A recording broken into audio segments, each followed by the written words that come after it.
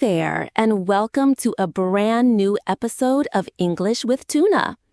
If you're working in an office or plan to work in one someday, this episode is going to be super useful. That's right. Today, we're going to walk you through 5 real conversations that happen between coworkers in a professional environment. No boring textbooks, no robotic phrases, just real-life English that people use at work every single day. Exactly. These situations are practical, common, and very relatable.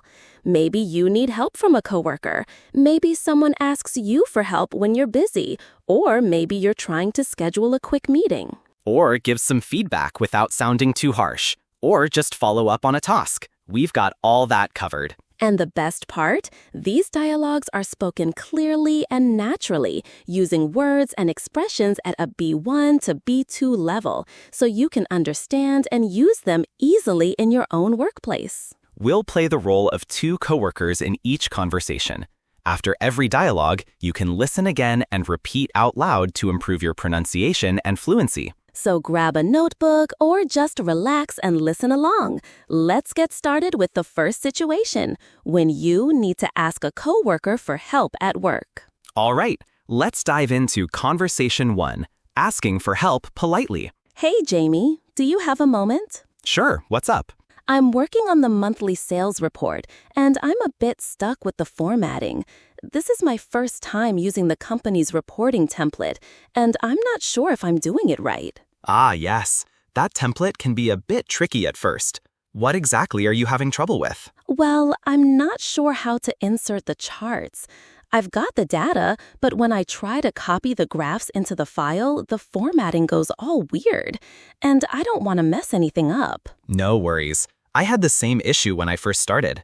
Do you want me to take a quick look? Would you mind? I'd really appreciate it. Not at all. Let's see what you've got. They walk over to the computer together. Here's the Excel file with the data, and here's the Word template.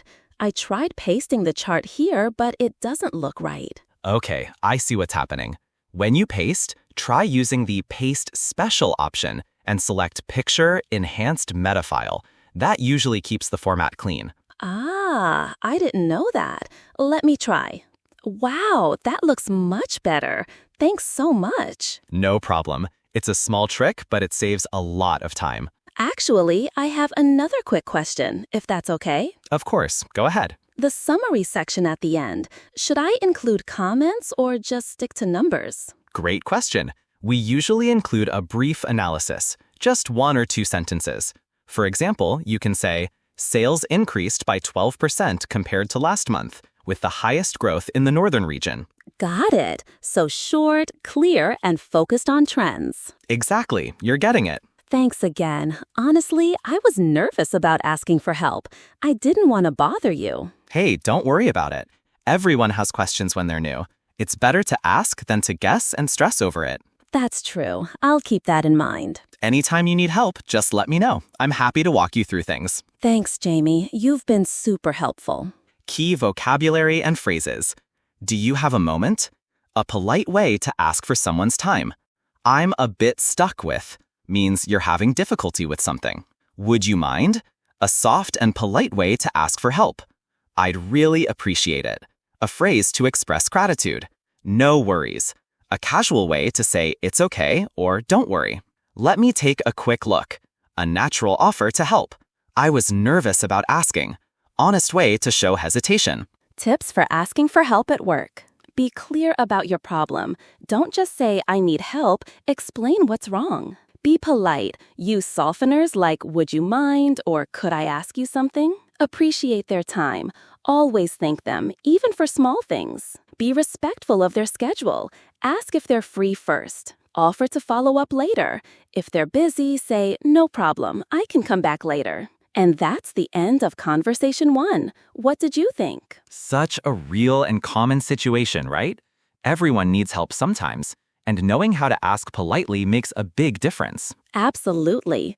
Coming up next, we'll deal with a different but equally common problem when someone asks you for help, but you're already swamped. That's right. In Conversation 2, we'll show you how to say no nicely and professionally. Don't miss it. Hey, Alex, do you have a second? Sure, Kevin. What's going on? I hate to ask last minute, but I'm in a bit of a bind. I need to finish the client presentation by the end of the day, and I'm way behind. Would you be able to help me polish the slides? I'd really love to help, but I'm completely swamped right now. I've got 3 deadlines today, and I haven't even had lunch yet. Oh no, I totally understand. It's just been one of those crazy days. Yeah, it's been nonstop since this morning. What part of the presentation do you need help with? Mostly formatting and making it look clean. The content is there, but it needs a final touch. Okay, if it can wait until tomorrow morning, I'd be happy to look at it then, but I'm afraid I just can't give it proper attention today. I see. Well, unfortunately, I need to send it out before 6 p.m. today. I wish I could jump in, I really do, but if I try to squeeze it in, I'll probably miss my own deadlines. Maybe you could check with Lisa. She's pretty fast with formatting. That's a good idea. I'll check with her. And no worries, I completely understand. Thanks for understanding, Kevin. If you need feedback tomorrow, I'll have more breathing room then. That would be great. I'll survive today and maybe get your input tomorrow for the next version. Absolutely. Just send it over when you're ready. Let's break it down. This conversation is a perfect example of how to say no politely while still being supportive. Let's take a look at some of the phrases Alex used. Said, "I'd really love to help, but I'm completely swamped right now." This sounds honest, but still kind. Swamped is a natural way to say you're extremely busy. Said, "If it can wait until tomorrow morning, I'd be happy to look at it then."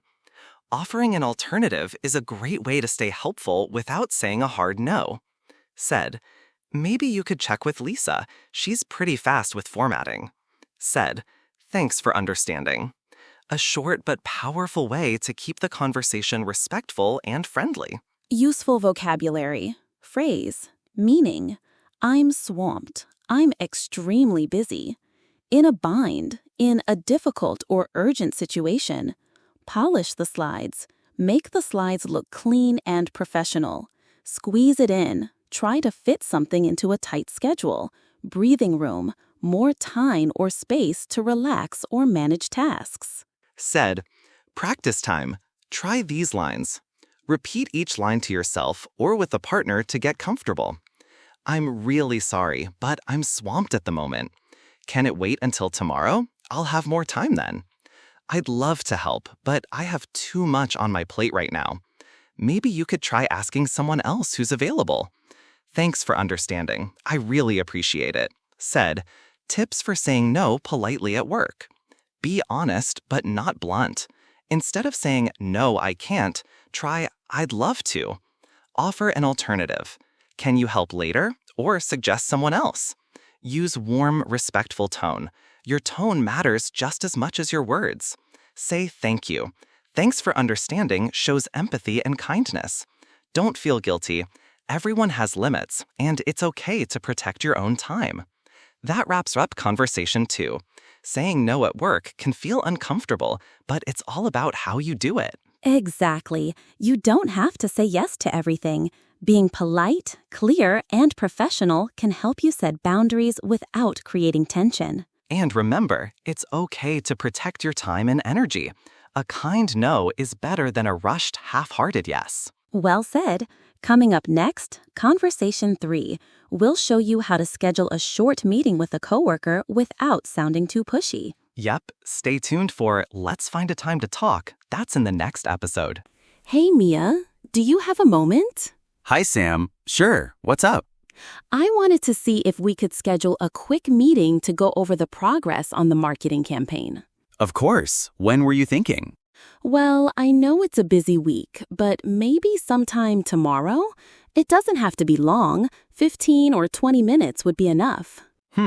Let me check my calendar. I have a team meeting at 10 and a client call at 11:30. How about around 2 p.m.? 2 p.m. works perfectly for me. Should we book a meeting room or just do it here at your desk? Let's book a room. It'll be quieter. Do you want to send the invite? Sure, I'll send it right now. Just 20 minutes, titled Campaign Progress Check-in. Sounds good. Do you have anything specific you want to cover? Yes, I want to go over the updated social media plan and the draft of the email copy. I'd love to get your input before we send it to the client. Great. I'll take a look at the draft before our meeting. Thanks for setting this up. No problem at all. I'll see you at 2 tomorrow. See you then. Why this conversation works. This is a great example of how to schedule a meeting in a professional, respectful, and efficient way. Let's look at what makes it effective. Clear purpose. Sam made it clear why he wanted the meeting. I wanted to see if we could schedule a quick meeting to go over the progress on the marketing campaign. Respect for time. He also emphasized that it wouldn't take long. It doesn't have to be long. 15 or 20 minutes would be enough. Flexibility. Instead of suggesting only one time, he asked when Mia was available. That gives the other person space to choose. When were you thinking? How about around 2 p.m.? Quick follow-up. Sam offered to send the invite right away, keeping things organized and professional. Useful phrases from the conversation. Phrase, use.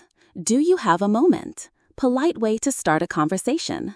I wanted to see if we could schedule. Nice way to suggest a meeting. When were you thinking?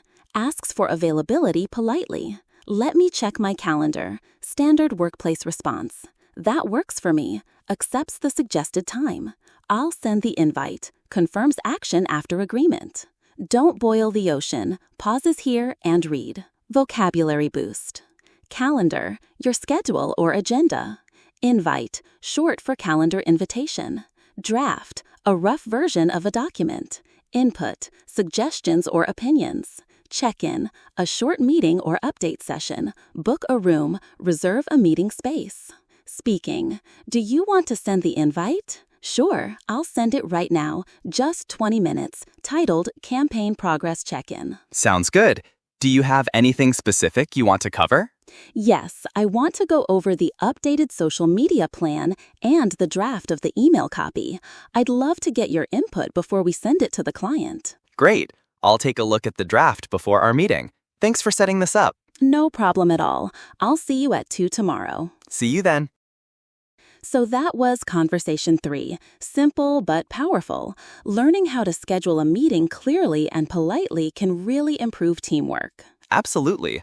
A short, respectful conversation can save hours of confusion later, and it shows that you're organized and professional. Coming up next, sometimes you need to give feedback to a coworker. That can be a little awkward. Yeah, especially if the work isn't perfect.